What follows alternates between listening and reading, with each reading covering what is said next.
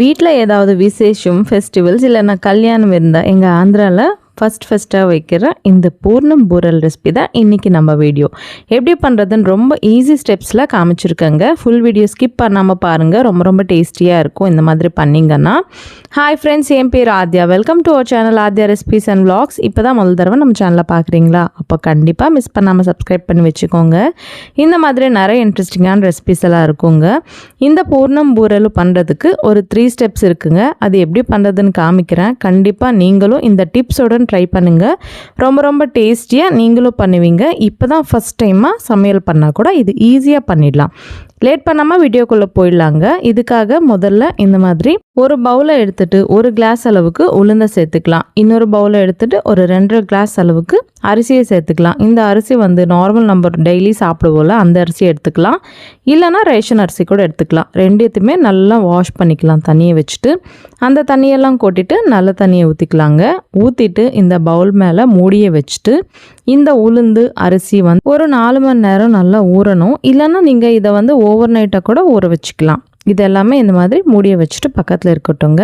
நான் இங்கே ஒரு 5 மணி நேரம் ஊற வச்சேங்க. இப்போ 5 ஹவர்ஸ்க்கு அப்புறம் காமிக்கிறேன். இன்னொரு வாட்டி இந்த அரிசியும் உளுந்த கூட ஒரு வாட்டி நல்லா வாஷ் பண்ணிக்கலாம். ஏன்னா இவ்வளோ நேரம் ஊற வச்சோம்ல அந்த தண்ணியை கொட்டிட்டு இப்போ இதெல்லாமே பக்கத்தில் இருக்கட்டுங்க.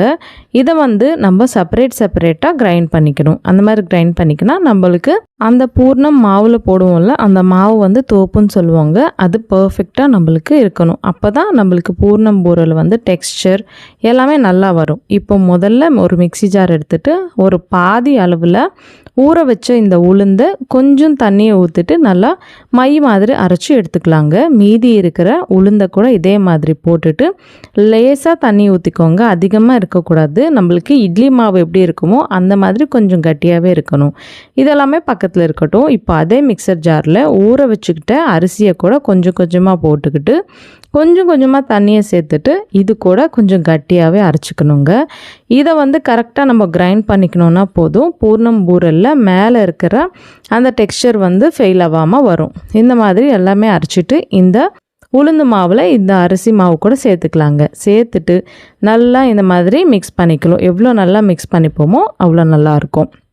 இதெல்லாமே இந்த மாதிரி மிக்ஸ் பண்ணிவிட்டு ஒரு வாட்டி இதோட கன்சிஸ்டன்சி செக் பண்ணலாங்க. நம்ம விரலை இந்த மாவில் டிப் பண்ணோன்னா அந்த விரலுக்கு இந்த மாவெல்லாம் ஸ்டிக்காகி அப்படியே இருக்கணும். அப்போ தான் பர்ஃபெக்ட் பேட்டர். இப்போ இதை மூடி வச்சுட்டு 1லேருந்து ஒரு 2 மணி நேரம் பக்கத்தில் வச்சுக்கோங்க. நான் இங்கே ஒரு 1 ஹவர் விட்டேன். இது 1 ஹவர் நம்ம விட்டோம்ல அதே டைம்லையே இங்கே கடலைப்பருப்பை ஒரு குக்கரில் போட்டுக்கலாம். 1 கிளாஸ் அளவுக்கு கடலைப்பருப்பு சேர்த்துக்கலாம். சேர்த்துட்டு நல்லா வாஷ் பண்ணிவிட்டு இதுலேயே ஒரு 1.5 கிளாஸ் அளவுக்கு தண்ணியை சேர்த்துக்கலாங்க. இந்த பருப்பு அந்த மாவு ஒரே வாட்டி ஒரு 1 ஹவர் ஊறினா போதும். இப்போ இதுலேயே கொஞ்சம் மஞ்சள், ஒரு ஸ்பூன் எண்ணெயை சேர்த்துட்டு மூடியை வச்சுட்டு 1 ஹவர் பக்கத்தில் இருக்கட்டும்ங்க. இப்போது ஒரு 1 ஹவருக்கு அப்புறம் இந்த ப்ரெஷர் குக்கர் மேலே மூடியை வச்சுட்டு ஸ்டவ் மேலே வச்சுட்டு மீடியம் ஃப்ளேமில் ஒரு 4-5 விசில்ஸ் வர விடுங்க. இதிலிருந்து ப்ரெஷர் போனதுக்கப்புறம் மூடியை எடுத்துட்டு நல்லா கடலைப்பருப்பு வெந்துடுச்சுங்க. இப்போது இது ஜல்லடைக்கு மாற்றிக்கலாம். இதிலேருந்து தண்ணி எல்லாமே ஸ்ட்ரெயின் பண்ணிக்கலாங்க. இந்த மாதிரி ஒரு 2 நிமிஷம் விட்டுருங்க. அதுக்கப்புறம் இந்த வேக வச்ச பருப்பை அதே குக்கருக்கு மாற்றிக்கலாம்.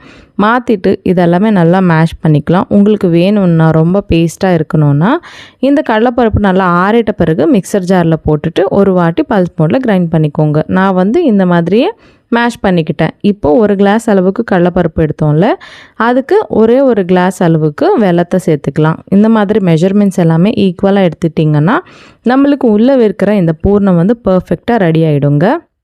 இதே மாதிரி ஸ்டவ் மேலே வச்சுட்டு இந்த வெள்ளமெல்லாம் நல்லா கரைஞ்சி வரணும். இந்த மாதிரி வெல்லம் கரைஞ்சதுக்கப்புறம் ஒரு கைப்பிடி அளவுக்கு தேங்காய் துருவல், 1 ஸ்பூன் அளவுக்கு ஏலக்காய் தூள் சேர்த்துட்டு நல்லா மிக்ஸ் பண்ணிக்கலாம். இந்த கன்சிஸ்டன்சி இந்த மாதிரி மிக்ஸ் பண்ணிக்கினே இருந்தால் நல்லா திக்காக வரும். இப்போ இதில் 1 ஸ்பூன் அளவுக்கு நெய்யை சேர்த்துட்டு இதெல்லாமே நல்லா திக்காக பேன்லேருந்து செப்பரேட் ஆகும்போது ஸ்டவ் ஆஃப் பண்ணிடலாங்க. இந்த கன்சிஸ்டன்சி வரணும். ஸ்டவ் ஆஃப் பண்ணிவிட்டு இதெல்லாமே நல்லா ஆறணும். கம்ப்ளீட்டாக கூல் ஆயிடுச்சுன்னா இன்னும் கொஞ்சம் திக்காக வரும்.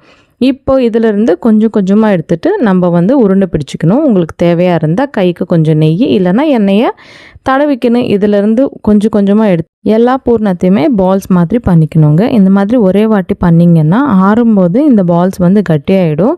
நம்ம அந்த மாவில் போடும்போது கூட நம்மளுக்கு போடுறது ரொம்ப ஈஸியாக இருக்குங்க. எண்ணெயில் வந்து இந்த மாதிரியே எல்லா பூர்ணத்தையுமே ப்ரிப்பேர் பண்ணிட்டு பக்கத்தில் இருக்கட்டும்.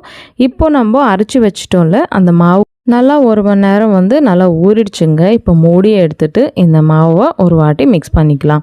இல்லை உங்களுக்கு டைம் இல்லைன்னா இந்த மாவை அரைச்சிட்டு பிறகு ஒரு 1/4 ஸ்பூன் அளவுக்கு பேக்கிங் சோடாவை சேர்த்துக்கோங்க. நான் வந்து இங்கே சேர்க்கலாம். இப்போ எண்ணெயை வந்து டீப் ஃப்ரைக்காக கடாயில் போட்டுட்டு இந்த எண்ணெய் நல்லா சூடாகட்டும். இது சூடாகிறதுக்குள்ளே நம்ம பண்ணி வச்சிட்டோம்ல இந்த பூர்ணம் பால்ஸு அது கூட பக்கத்தில் வச்சுக்கோங்க. இப்போ இன்னொரு கிண்ணத்தில் கொஞ்சமாக மாவு சேர்த்துக்கலாம். சேர்த்துட்டு இதுலேயே ஒரு 2 ஸ்பூன் அளவுக்கு சர்க்கரையை சேர்த்துக்கலாங்க. இந்த மாதிரி சர்க்கரை போட்டு அந்த மாவு வந்து கொஞ்சம் ஸ்வீட்டாக இருக்கும். நம்ம பூர்ணம் மேலே இருக்கிற அந்த லேயர் சாப்பிடும்போது ரொம்ப நல்லாயிருக்கும். இப்போது ரெடி பண்ணி வச்சுட்டு இந்த பூர்ணம் பால்ஸை வீடியோவில் காமிக்கிற மாதிரி போட்டுட்டு கையால் நல்லா கோட் பண்ணிக்கலாம். இல்லை உங்களுக்கு கையால் பண்ண முடியலன்னா இந்த மாதிரி பூர்ணம் பாலை போட்டுட்டு வீடியோவில் காமிக்கிற மாதிரி ஸ்பூனை கூட வச்சு பண்ணலாங்க. உங்களுக்கு எந்த மெத்தட் வந்து ஈஸியாக இருக்கோ அதை வந்து ட்ரை பண்ணுங்கள். இப்போ எண்ணெய் கூட வச்சோம்ல அது வந்து சூடாயிடுச்சோ இல்லையோ ஒரு வாட்டி பார்க்கலாங்க. சூடாயிடுச்சு. இப்போ ரெடி பண்ணி வச்சுட்டு இந்த பூர்ணம் வந்து மாவில் இந்த மாதிரி டிப் பண்ணிவிட்டு சூடாக இருக்கிற ஆயிலில் போட்டுக்கணும். இந்த ஆயிலில் போட்ட பிறகு எண்ணெய் வந்து மீடியம் ஃப்ளேமில் வச்சு இந்த பூர்ணத்தை வந்து நல்லா ஃப்ரை பண்ணிக்கணும். நீங்கள் டீப் ஃப்ரை பண்ணுற அந்த கடாய் சைஸை பற்றி நீங்கள் இந்த பூர்ணம் பால்ஸ் வந்து எவ்வளோ போடணுமோ அவ்வளோ போட்டுருங்க. போட்டுட்டு ஒரு 2 நிமிஷம் அப்படியே விட்டுட்டு கொஞ்சம் கலர் மாறினதுக்கப்புறம் இன்னொரு சைடுக்கு டர்ன் பண்ணிக்கலாம். இதே மாதிரி ஃப்ரை பண்ணிக்கணுங்க. இது வந்து கொஞ்சம் கோல்டன் ப்ரௌன் கலராக வரும். அப்போ எடுத்துட்டா கரெக்டாக இருக்கும். அவ்வளோதாங்க. ஒரு ஜல்லடையில் போட்டுக்கலாம். மீதி இருக்கிற பூர்ணம் பூரில் கூட இதே மாதிரி பண்ணிக்கலாங்க. ரொம்ப ரொம்ப டேஸ்டியாக இருக்கும். அந்த நாளே இல்லை நெக்ஸ்ட் டே கூட இது சாப்பிட்லாம். ரொம்ப நல்லாயிருக்கும். இந்த பூர்ணம் பூரில் நீங்கள் தமிழில் என்னென்னு சொல்வீங்களோ எனக்கு கமெண்ட்டில் சொல்லுங்கள். வர வரலட்சுமி நோம்புக்கு கண்டிப்பாக நீங்களும் இந்த பூர்ணம் பூரல் ரெசிபியை ட்ரை பண்ணிவிட்டு எப்படி இருந்தது எனக்கு கமெண்ட்டில் சொல்லுங்கள். இது கூடவே இன்னும் நம்ம சேனலில் நிறைய பிரசாதம் ஸ்வீட் ரெசிபிஸ் எல்லாமே இருக்குது. அதோட லிங்க்ஸ் எல்லாம் இந்த வீடியோ டிஸ்கிரிப்ஷனில் கொடுக்குறேன். கண்டிப்பாக பார்த்து உங்களுக்கு எது பிடிச்சாலும் அதை ட்ரை பண்ணுங்கள். இந்த வீடியோ உங்களுக்கு பிடிச்சிருக்குன்னு நம்புகிறேன். கண்டிப்பாக பிடிச்சதில்ல பிடிச்சா லைக் பண்ணுங்கள். உங்கள் ஃப்ரெண்ட்ஸ் அண்ட் ஃபேமிலி கூட இந்த வீடியோவை ஷேர் பண்ணுங்கள். இந்த மாதிரி நிறைய ரெசிபிஸ் பார்க்கணுன்னா இப்போவே நம்ம சேனலை சப்ஸ்கிரைப் பண்ணிக்கோங்க.